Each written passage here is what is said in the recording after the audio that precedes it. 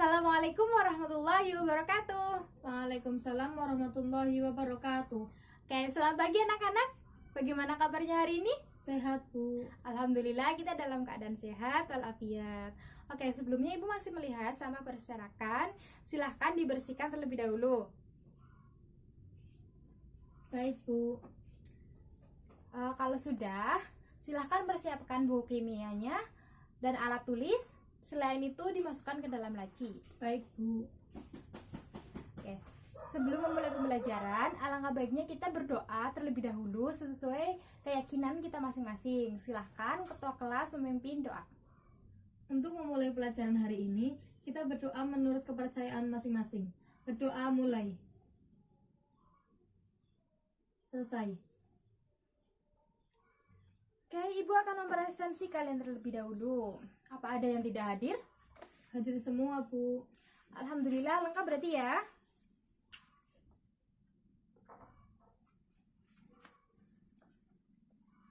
Nah, apakah kalian sudah siap pembelajaran hari ini? Siap, Bu. Oke, nah, jadi dalam pembelajaran kimia, kalian harus konsentrasi, senang, dan semangat. Apa masih ada yang ingat materi minggu lalu? Masih, Bu, tentang materi asam basa. Ya, masih ingat ya. Jadi, materi asam basa itu ada 3. Menurut teori Arrhenius, Bronsted-Lowry, dan teori Lewis. Coba salah satu jelaskan menurut Lewis. Siapa yang bisa? Bisa, Bu. Oke, silahkan. Asam Lewis adalah zat apapun yang menjadi akseptor pasangan elektron, dan basa adalah zat yang menjadi donor pasangan elektron. Ya, benar sekali. Alhamdulillah masih ingat ya. Jadi, semoga materi-materi yang lain juga masih ingat. Sebelumnya, Ibu akan menyampaikan informasi awal sebelum pembelajaran. Silahkan simak video berikut ini. Ada bakso, bang, beli bakso ya bang, 1. Oke nih, lengkap gak nih? Lengkap bang, pakai sambal, pakai saus, pakai tahu juga boleh. Jangan lupa cariin kecap. Oke nih, pakai cuka gak nih? Oh, cukanya biar saya aja bang yang ngasih. Oke deh. Cukanya 25%. Bener nggak ya cukanya 25%? Gimana ya cara untuk mengetahuinya? Jadi lebih penasaran. Akhirnya, rasa aku nyampe juga. Neng nih neng baksonya. Oke deh bang, tunggu sebentar ya bang, saya makan dulu. Nanti mangkoknya saya kasih lagi ke abang. Oke deh, selamat makan. Oke bang.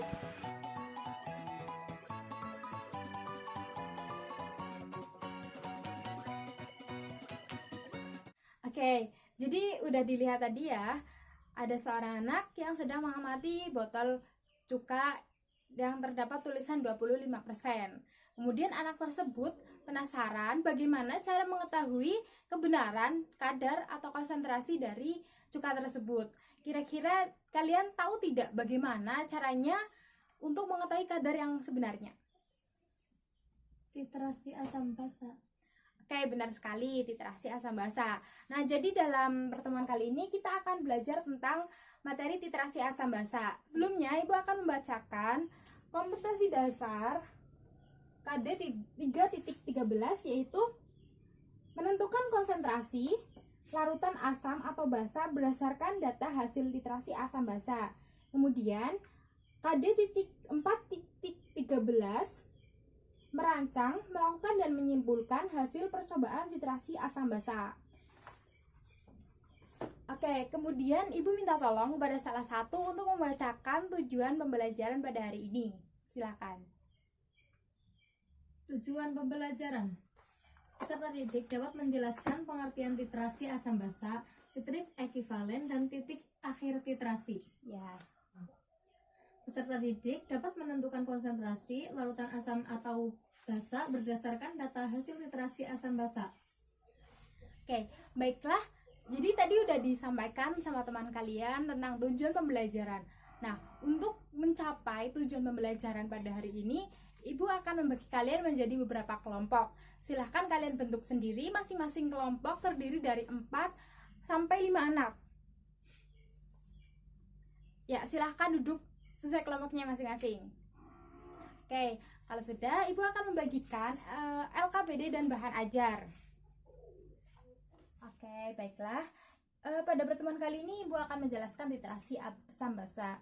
Jadi apa sih titrasi? Nah, jadi titrasi merupakan metode analisis kuantitatif untuk menentukan kadar suatu larutan. Nah, jika yang akan ditentukan kadarnya adalah larutan asam, maka harus dititrasi dengan larutan basa.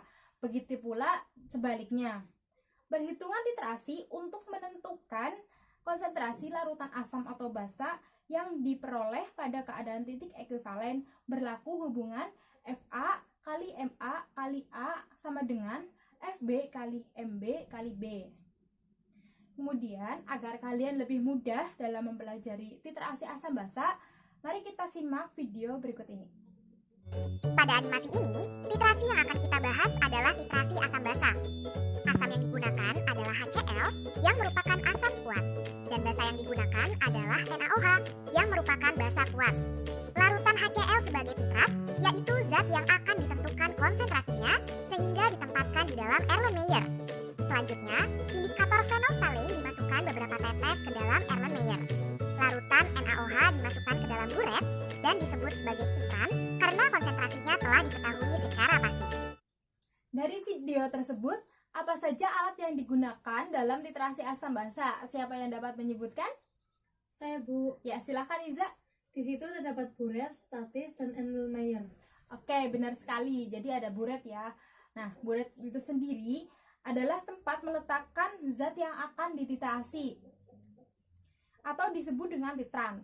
Titran atau titer adalah larutan yang akan digunakan untuk menitrasi atau biasanya sudah diketahui konsentrasinya. Nah, selain titran ada juga istilah titrat. Kira-kira ada yang tahu tidak apa itu titrat? Siapa yang bisa menjelaskan? Ya, Bu. Ya, silahkan Nila jelasin. Titrat cairan yang terdapat di Erlenmeyer ya, Bu. Oke, benar sekali. Ada yang bisa menambahkan? Siapa? Saya ingin mencoba menjawab, Bu. Oke, silahkan. Titrat adalah larutan yang diitrasi, Bu. Oke, benar sekali. Jadi, titrat adalah larutan yang akan ditentukan atau dihitung konsentrasinya dan ditempatkan dalam labu Erlenmeyer. Jadi, titrasi dilakukan dengan memasukkan sejumlah asam ke dalam Erlenmeyer dengan menambahkan zat indikator. Kemudian dititrasi menggunakan titran. Titran yang berupa basa tadi ditambahkan sedikit demi sedikit hingga tercapainya titik ekuivalen. Sampai di sini ada yang ingin ditanyakan? Izin bertanya, Bu. Oke, silahkan Albi. Apa yang menyebabkan perubahan warna pada larutan dalam Erlenmeyer, Bu? Oke, pertanyaan yang sangat bagus.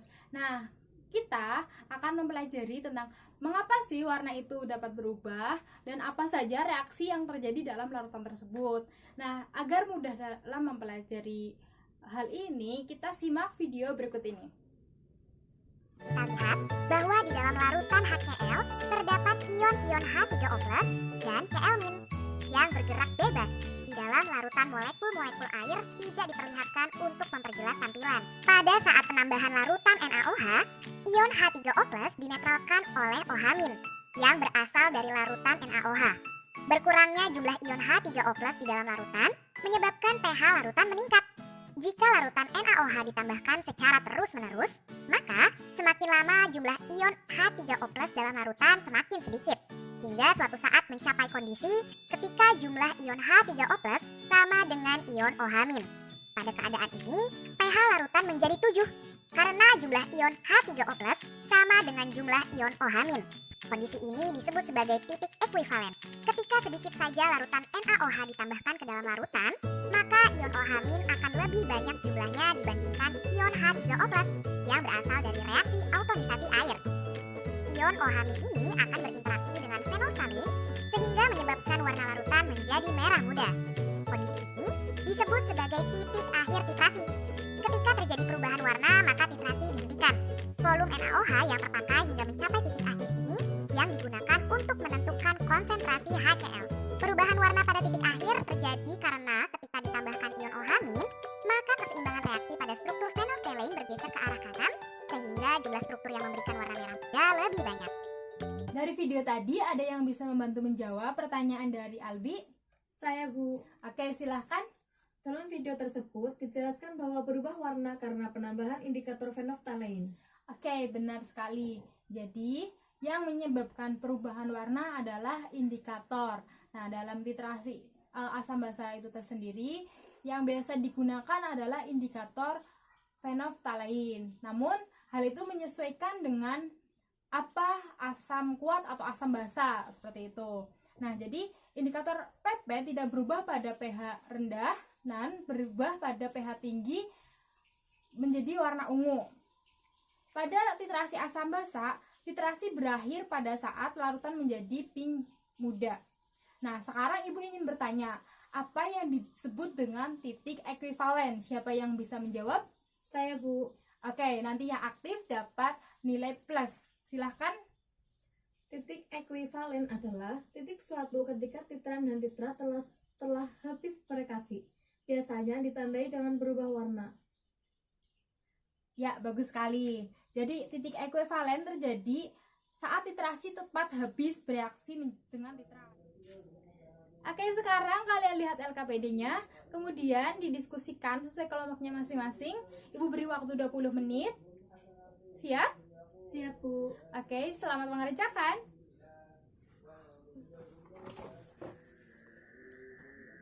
Baiklah, waktunya sudah selesai. Abah sudah selesai semua mengerjakannya? Sudah, Bu. Oke, dari kalian, siapa yang sudah siap mempresentasikan terlebih dahulu? Kami, Bu. Oke, silahkan kelompok 4 dibacakan dari situ, kelompok yang lain menyimak dan nanti dikoreksi bareng-bareng. Silakan. Assalamualaikum warahmatullahi wabarakatuh. Waalaikumsalam warahmatullahi wabarakatuh. Saya perwakilan kelompok 4 akan mempresentasikan hasil diskusi kami. Yang pertama, jelaskan reaksi netralisasi, yaitu reaksi yang terjadi antara asam dan basa. Nomor 2, jelaskan istilah-istilah yang sering digunakan dalam titrasi, yaitu larutan standar, standarisasi, titik akhir titrasi, titik ekuivalen, indikator, titran dan titrat. Nomor 3, perbedaan titrat dan titran. Titran adalah larutan standar atau baku yang sudah ditentukan konsentrasinya dan ditempatkan dalam buret, yang bertindak sebagai titrat yaitu NaOH. Sedangkan titrat adalah larutan yang akan ditentukan atau dihitung konsentrasinya dan ditempatkan dalam lagu Erlenmeyer. Yang bertindak sebagai titrat adalah asam HCl. Silahkan dari kelompok lain jika ada pertanyaan atau sanggahan. Oke, silahkan kelompok lain. Siapa yang bisa memberikan sanggahan, pertanyaan atau yang lain? Kami dari kelompok 3 Oke. izin menambahkan yaitu analit, kurva titrasi, dan buret. Oke, ada yang lain lagi? Tidak. Oke, jadi Ibu tambahkan sedikit ya. Jadi reaksi netralisasi yaitu ketika asam dan basa bereaksi satu sama lain, maka akan terbentuk garam dan air. Contohnya pada HCl plus NaOH menjadi NaCl plus H2O. Dengan terjadinya reaksi netralisasi, tadi kita dapat menentukan konsentrasi asam dan basa. Silakan dilanjutkan. Sekian dari presentasi kami. Wassalamualaikum warahmatullahi wabarakatuh. Waalaikumsalam warahmatullahi wabarakatuh. Nah, terima kasih Zahra atas penjelasannya. Baiklah, apakah ada yang bisa menarik kesimpulan pada pertemuan hari ini? Saya, Bu. Ya, silakan. Titrasi asam basa adalah suatu prosedur yang dilakukan saat kita ingin menentukan konsentrasi atau kadar suatu asam atau basa yang telah diketahui konsentrasinya. Dengan terjadinya reaksi netralisasi sehingga dapat diketahui konsentrasi atau sampel. Oke, terima kasih Ica. Siapa lagi yang ingin menambahkan kesimpulan? Tidak, Bu. Oke, sebelum Ibu akhiri pertemuan pada hari ini, ada yang ingin bertanya? Tidak, Bu. Oke, baiklah, karena tujuan pembelajaran telah tercapai, maka kita cukupkan pertemuan sampai di sini. Untuk pertemuan selanjutnya, kita akan mempelajari tentang berbagai jenis titrasi asam basa dan kerjakan tugas yang ada di LKPD. Oke, baik, sekian, terima kasih. Mari kita tutup dengan bacaan hamdalah bersama. Alhamdulillahirrabbilalamin. Baiklah, Ibu pamit. Wassalamualaikum warahmatullahi wabarakatuh. Waalaikumsalam warahmatullahi wabarakatuh.